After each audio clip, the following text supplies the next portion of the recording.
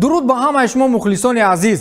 бо хабару гузоришҳои ҷолиб аз олами варзиш барномаи дар шабакаҳои иҷтимоиро оғоз мекунем. дирӯз дар расонаи иттилоотии русии Евроспорт мақолае бо номе «Ӯ ғалаба кард вале ғамгин буд аз оне ки ҳарифашро ба нокаут нафиристод» нашр гардид. ин мақола медонед дар борае ки нақл мекунад дар мавриди ягона бокси касбии варзишгар ва ҳунарманди дастони осиёӣ Брюс Ли.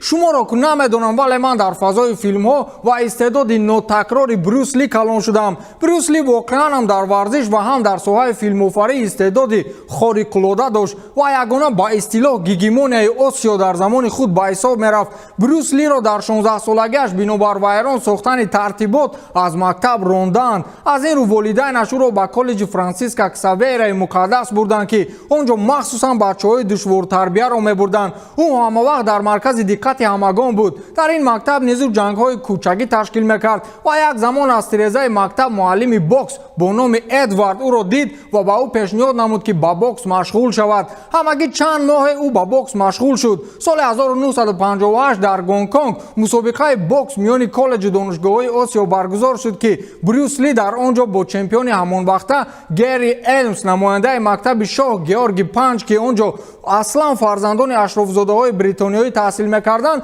барои рақобат номунавис гардид. Элмс ҳамон вақт 3 сол дар ин мусобиқа пайҳам ғалаба ба даст оварда буд. ҳамагон дар рӯзномаву маҷаллаҳои маҳаллӣ менавиштанд ки Элмс бо як бачаи кӯча ва варзишгари тамоман аз бокс дур, яъне кунг-фу рақобат менамояд. баъди чанд моҳак машқ кардани Брюс дар бокс ниҳоятан рақобат баргузор шуд ва Брюс чемпионро бо 3 нокдаун аз рақобат берун кард. дар ин мусобиқа боксчиҳои машҳур аз Британияву Олмон ба сифати меҳмон даъват гардида буданд ки онҳо ба нақли дӯстони Брюс ангушти ҳайрат мегазиданд. вақте дасти Брюс Лиро боло кардан ӯ ғамгин буд ва баъдан аз ӯ пурсиданд ки чаро озурда ҳастӣ.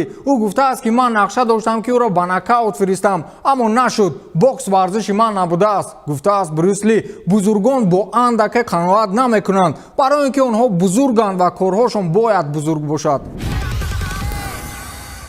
Майк Тайсон, боксчии машҳури амрикоӣ, гуфт ки санҷиш оид ба мансубияти генетикӣ гузаронидааст. яъне нажоди Тайсон аз куҷо аст ва ба кадом миллат тааллуқ дорад. ба фикри шумо асли Тайсон аз куҷо аст? ӯ худ гуфтааст ки ман дирӯз барои муайян сохтани нажоди худ тест гузаронидам. ман решаи конгогӣ доштам. бале, ман аз Конго будам. инро ӯ дар инстаграми худ навиштааст.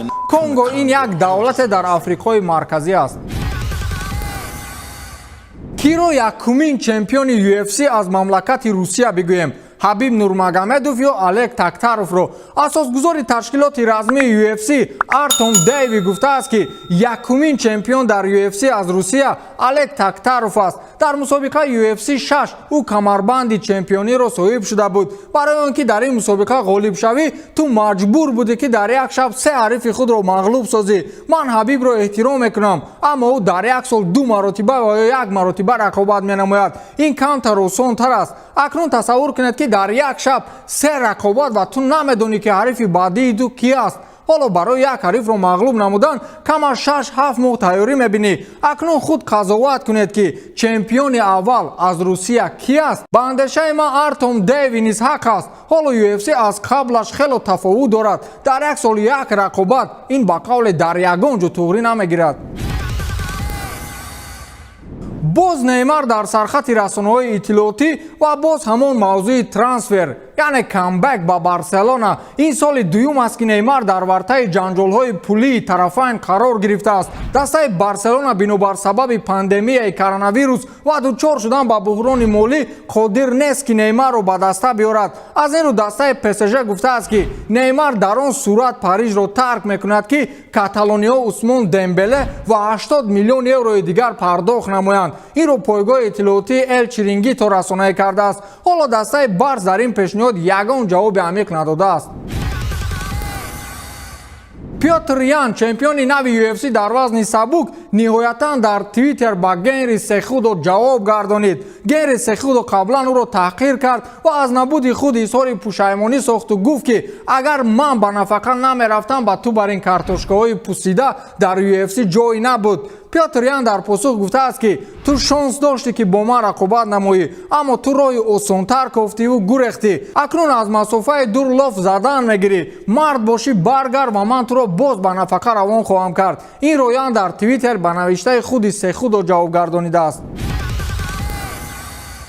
پیاتر یان بعد از غالبیتش در UFC اکنون سرخط رسانه‌های خبری روسی است و سراغ او زود سالها روان می‌سازند، چون اکنون چمپیون است. اینک وقت رسیده است که او را کم کم با حبیب مقایسه نمایند. دیروز در یک نشست مطبوعاتی کسی سوال داده است که حالا در روسیه میان مردم سوال‌های بحثناک پیدا شده است. آنها میگویند که پیاتر یان بهتر است یا حبیب. شما با این چی میگویید؟ من فکر نمیکنم که ما رو باید مقایسه کرد. ما کلاً فرق داریم. ما هم از روی وزن و هم از روی سبک تماما تفاوت میکنیم. هر کس به خودش مانند است و من هیچگاه کوشش نکردم که به کسی مانند باشم، گفته است پیاتر یان.